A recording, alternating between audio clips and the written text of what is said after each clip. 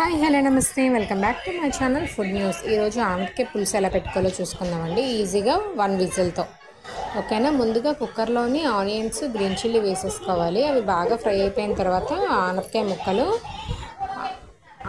ముక్కలు అండ్ టమాటా ముక్కలు కూడా వేసేసుకోవాలి. వేసేసుకొని కొంచెం బాగా కలుపుకోవాలి. అందులోనే స్పైసెస్ యాడ్ చేసేసుకోవాలి. యాజ్ యూజువల్ అందరూ ఇంట్లో ఎలా అయితే కారం ఉప్పు పసుపు అన్నీ టేస్ట్కి సరిపడా వేసుకుంటారో అలా వేసుకోవాలి.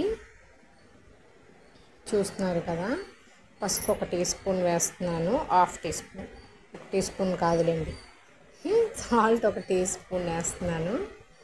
కారం ఒక 3 టేబుల్ స్పూన్స్ వేస్తున్నాను. మేము కొంచెం స్పైసీగా తింటామన్నమాట.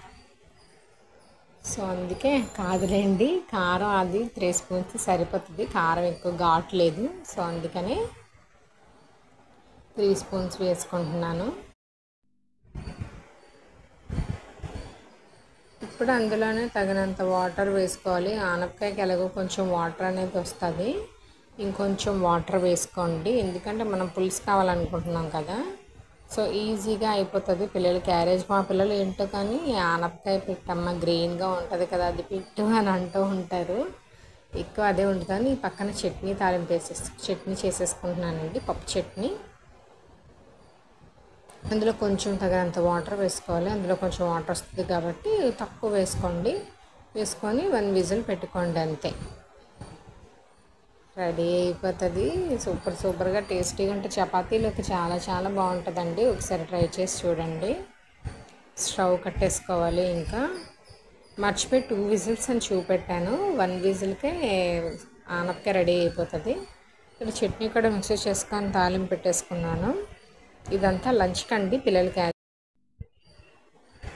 ఇడ్లీ పెట్టుకున్నాను, చూస్తున్నారు కదా. బాయిల్డ్ ఎగ్స్ కూడా అలానే పెట్టేస్తాను. ఇడ్లీలోనే ఒక 2 ఇడ్లీలు తగ్గించేసి 2 ఎగ్స్ పెడతాను.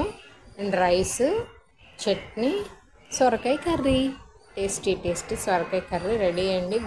ఆఫ్టర్ విజిల్ కూల్ డౌన్ అయిపోయాక చూస్తున్నారు కదా, భలే రెడీ అయిపోయింది. ఒకసారి మీరు కూడా మీ ఇంట్లో ట్రై చేయండి. Have a nice day. Channel like చేయండి, షేర్ చేయండి, సబ్స్క్రైబ్ చేయండి. మరిన్ని వీడియోస్ కోసం బెల్ ఐకాన్ క్లిక్ చేయండి. ఇంకా ఎక్కువ దగ్గరికి కావాలనుకుంటే మీరు హైలో పెట్టుకొని ఇంకొంచెం ఉడకబెట్టుకుంటే సరిపోతుంది. Bye bye.